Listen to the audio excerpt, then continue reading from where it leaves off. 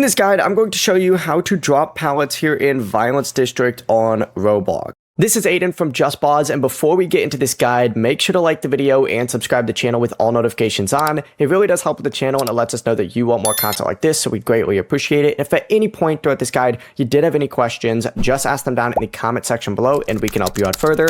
I'm going to be doing my best to reply to every single comment down there.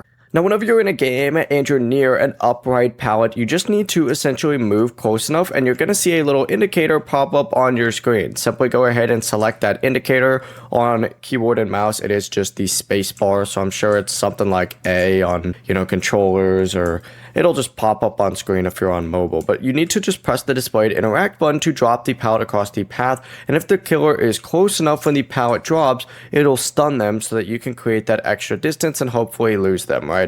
So you really don't want to, be super obvious whenever you're doing this. You don't want to do it too ahead of time, because if you could catch that killer off guard, it'll stun them and allow you maybe even to get completely lost from them and then get one of those generators repaired. The process is that simple. Before you do leave, make sure to like the video and subscribe to the channel with all notifications on. It really does help with the channel and it lets us know that you want more content like this. We'd greatly appreciate it. And if at any point throughout this guide you did have any questions, just ask them down in the comment section below and we can help you out further. I'm going to be doing my best to reply to every single comment down there. Peace.